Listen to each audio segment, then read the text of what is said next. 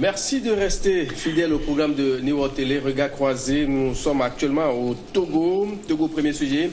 Démission du Premier ministre Selom Klasso du gouvernement après les législatives. Ça, c'est une info. C'est un événement. Je parlerai d'information. L'information, oui. Nous l'avons eue. Que le Premier ministre a présenté sa démission au chef de l'État après un entretien. Une démission qui a été acceptée, hein? Oui, une démission qui a été acceptée. Cela va dans le cours normal des choses parce que on vient de finir d'avoir des élections législatives. Donc le Premier ministre aussi est élu comme député dans sa circonscription. Donc il doit présenter normalement, donc ça c'est la démarche constitutionnelle, il doit présenter sa démission, quitte au chef de l'État de lui renouveler sa confiance ou non, ou d'aller, comme il est élu député, d'aller siéger à l'Assemblée nationale. Donc je dis, la présentation de sa démission, c'est dans l'ordre normal des choses. C'est le Premier ministre qui a duré le plus, si j'ai bonne mémoire, depuis juin ou 2015 jusqu'à ce jour. Mais moi, je crois que, à part le Premier ministre Gilbert Humbo, donc c'est le Premier ministre Selom Klasso qui a également fait le temps assez imparti. Donc il fait partie, ensemble avec l'ancien Premier ministre Gilbert Humbo, des Premiers ministres qui ont longtemps duré à la primature. Justin Anani, Selom Klasso démissionne pour retourner à l'Assemblée, peut-être dans les jours qui viennent. Un événement pour vous? Bon, c'est un événement. Comment? Ça fait partie de la règle. Nous n'avons pas cette culture-là dans les pays souvent africains. Non, sinon, la démission aussi n'est pas aussi facile. Non, en réalité, lorsqu'il y a eu élection, avec la manière ou non de ce qu'on a eu à connaître là, et après la mise en place d'un nouveau gouvernement, après l'installation des députés, donc le Premier ministre, c'est la Constitution qui lui dit il rend sa démission et le chef de l'État peut lui faire la confiance de nouveau ou choisir un autre. Et ça, tout dépend. Sauf que la lecture que moi je fais aujourd'hui de la situation du Togo est que la Constitution est là, les textes sont là, mais on choisit les textes et on les applique selon comme on veut. C'est le constat que moi je fais malheureusement. Et si vous voulez, peut-être ça m'amène peut-être à retourner encore dans le chapitre des rôles qui revient au chef de l'État. Il est dit que même au-delà du fait que avant la prise des fonctions du chef de l'État, des ministres, des directeurs de société, il faut la déclaration des avoirs et biens, ça n'a jamais été fait depuis le père jusqu'au fils aujourd'hui. Il est dit également dans la Constitution togolaise de présenter l'état de la nation une fois l'an. Beaucoup l'ont fait récemment. Le président béninois Patrice Talon l'a fait. Le chef de l'État togolais ne l'a jamais fait. Son papa ne l'a jamais fait. Mais c'est contenu dans la Constitution. Donc, moi, ça m'amène à réfléchir un peu sur la façon dont les choses évoluent dans mon pays. Et quand ça s'y est, on prend les dispositions dans la Constitution, on les applique. Si on ne veut pas, on met de côté et la vie continue. Klasso était à la primature depuis 2015 jusqu'à la semaine passée, fin semaine dernière. Si vous êtes demandé de dresser peut-être un peu un bilan, parcours de Klasso à la primature, que peut-on retenir concrètement? Non, le Premier ministre a essayé de donner le meilleur de lui-même, mais ce n'est pas un bilan 100% satisfaisant.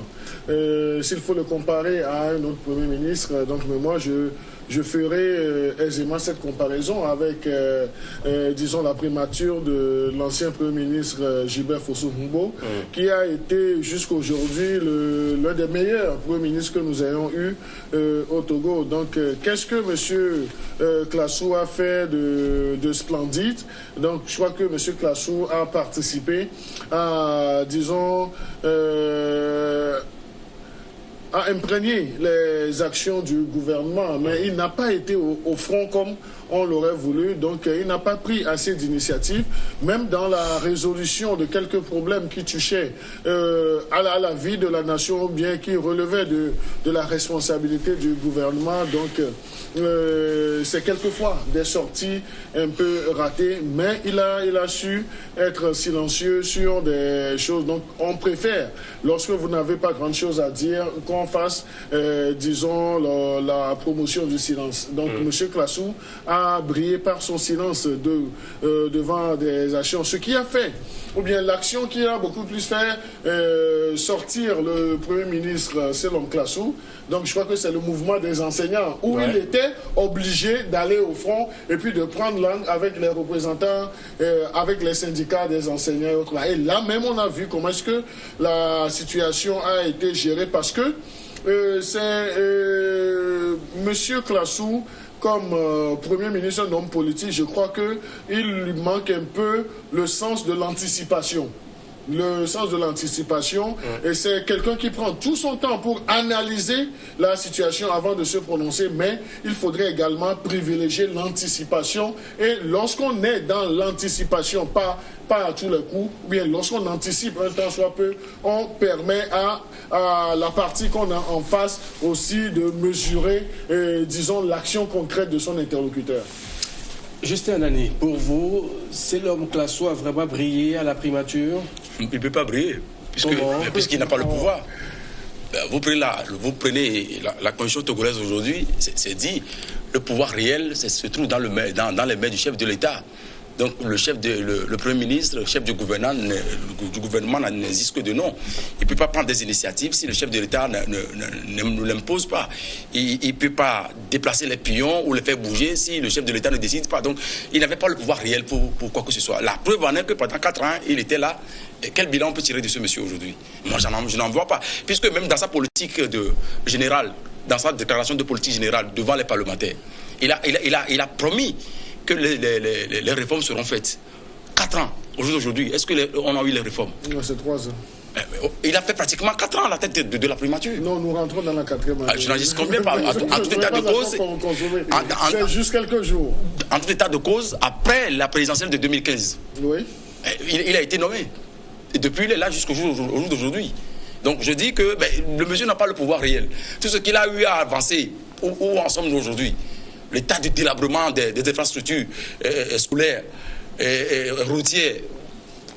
Qu'est-ce qu'on peut en retirer? On a vu Selom Classou à l'Assemblée nationale qui s'adressait aux députés dans le temps.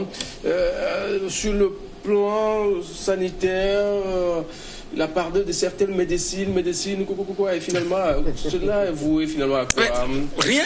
Vous voyez l'état dans lequel se trouve l'hôpital de référence, vous l'appelez Sylvanus Olympio, c'est l'hôpital. Nous l'appelons l'hôpital de référence que nous avons, Justin. Ah, de référence que nous avons. Oui. Et 3 enfants sur un seul lit au niveau de la pédiatrie.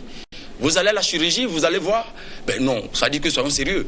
Aujourd'hui, lorsqu'on veut parler de bilan, en termes de la gestion même du pays, moi je pense que ce bilan est chaotique et il n'y a pas de matière à discuter là-dessus. Alors, Credo Tété, on sait que c'était autant de Classou que cette affaire de la route Lomé-Bougan a connu pas mal et le Premier ministre était venu relancer lui-même les activités. Mais finalement, là on est toujours au niveau de juste après l'échangeur de Kégué. Est-ce qu'il y a échangé là à Kégué?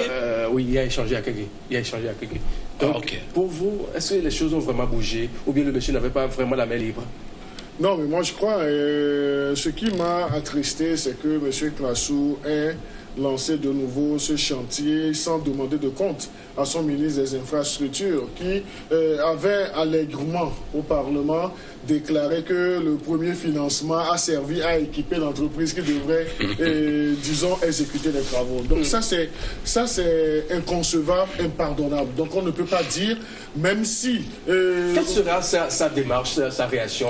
Non, mais c'est le principe de redevabilité qu'on devait appliquer à ce ministre-là. Donc on devait demander des comptes à ce ministre-là. Il devait passer à l'Assemblée, s'expliquer? Non, le ministre est passé à l'Assemblée, mais oui. Vous avez vu les réponses qu'il a données aux honorables députés. Donc ce sont des réponses qui n'étaient pas vraiment courtoises, des réponses qui n'étaient pas sérieuses, parce qu'un ministre ne peut pas aller du côté du Parlement, sur interpellation du Parlement, pour venir défendre un dossier, ou bien on le questionne sur un dossier assez particulier, de dire que à ces députés, parce que la chaîne de passation de marché se passe comment? Lorsque vous êtes entreprise, vous voulez avoir un marché, et donc là, c'est que vous avez les outils nécessaires pour réaliser ce marché.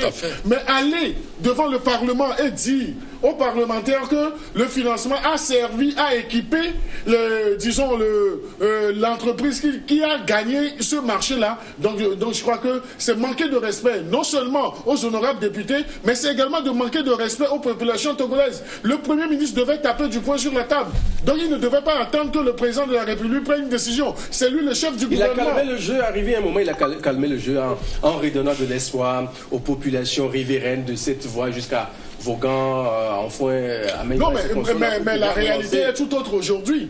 Mais il a essayé de calmer la tempête, mais ça n'a pas duré parce que quelqu'un qui dit calmer la tempête et qui a pris sur lui d'aller relancer encore ce chantier, mais qui n'a pas mis des mécanismes de suivi à point, donc c'est comme si ce ministre-là est un super ministre et il n'a pas à appliquer ce principe de redevabilité. Et je crois que c'est quelque chose qui a entaché le passage du Premier ministre du côté de la primature. On aurait voulu que le Premier ministre fasse économie de ce lancement pour la seconde fois de ce chantier et que n'ait pas rassemblé tous les outils nécessaires pour amener son ministre des Infrastructures à exécuter réellement le chantier, parce que c'est un autre financement qui a été trouvé. Donc aujourd'hui, rien n'a bougé sur cette route-là. Quand même, non? Non, ça a bougé jusqu'à quel niveau? Le rond-point. Non, jusqu'à au moins les populations. Jusqu'à un ouf de soulagement. Non, mais quel est aujourd'hui le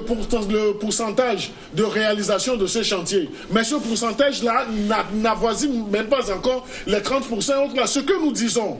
Donc, le Premier ministre, sa responsabilité, là où nous situons sa responsabilité, il faut avoir le courage de dire les choses telles qu'elles sont. Si c'est blanc, qu'on ait le courage de dire que c'est blanc. Le Premier ministre, en prenant sur lui d'aller officiellement lancer encore ce chantier à polémique, déjà sujet à polémique, ou bien qui avait montré ses limites, donc il devait mettre les garde-fous pour que le chantier puisse avancer convenablement. Donc c'est cela qui aurait apaisé les populations. Maintenant, le chantier est arrivé jusqu'au niveau, ça a dépassé le côté ouest ou bien est de la présidence, mais le chantier n'a pas évolué. Prenez du côté d'Agoué, de l'échangeur d'Agoué, et vous dites que vous allez du côté de... Vous allez voir que rien n'a été fait. Mais quand est-ce que ce pan de ce projet sera réalisé? Personne ne le sait. Et le ministre est toujours en fonction. J'aurais souhaité. Non, il n'est plus en fonction puisque le Premier ministre est parti avec le gouvernement, non? Oui, non, mais ils sont en train de gérer les affaires courantes. Donc c'est dire qu'on n'a pas encore un autre ministre des Infrastructures là. Mais il va falloir qu'au niveau du sommet de l'État, qu'on prenne les décisions idoines autres là. Parce que essayer encore de reconduire ce ministre, même à un autre poste ministériel, ça, ce n'est pas un signe de bon exemple qu'on va donner, disons, dans la gouvernance même de ce pays. Ce ministre doit être sanctionné. Il faut qu'on arrive à taper du poing sur la table. Là où le Premier ministre Classou a failli, c'est qu'il n'a pas su taper du poing sur la table autre là. Parce que lorsque vous êtes major de classe, donc j'assimile son poste de Premier ministre à un major de classe et autres là. Et au maître titulaire. Oh, maître titulaire. Donc c'est qui est le maître titulaire, puis le major de classe. Maintenant, lorsqu'il se pose un problème dans ta classe, donc là, avant que le titulaire ne se saisisse, donc c'est le major de classe qui essaie qui met de l'ordre dans et autres là. Et bien lorsque ça le dépasse, il rend compte immédiatement au titulaire de classe, avant que ça n'aille même en conseil de discipline et autres là. Mais on n'a pas vu M. Classou jouer cette partition-là. On a vu c'est un Premier ministre qui s'était beaucoup plus recroquevillé dans son palais. Donc c'est comme si il a cherché des années durant ce poste de Premier ministre, et lorsqu'il l'a pris, quand quelqu'un a laissé, donc il a pris, donc il a essayé de jouer dans la conservation. On n'a pas vu un Premier ministre qui puisse taper du poing sur la table. Je compare la primature de M. Classou à la primature de M. Humbo. Donc je ne parlerai même pas de la primature de l'ancien Premier ministre Aroumé Zounou et autres qui l'a remplacé, mais de la primature de M. Humbo. Au moins tous les ministres étaient au pas, et puis les ministres savaient qu'ils avaient des comptes de résultats. Mais lorsque le Premier ministre même n'applique pas ce principe de redevabilité, comment est-ce qu'il peut outiller même ses ministres? Comment est-ce qu'il peut booster ou bien rebooster ses ministres à bien faire leur cahier de charge? On va marquer une pause. On marque une pause, messieurs. Le débat devient intéressant. On revient juste derrière pour la suite, bien sûr.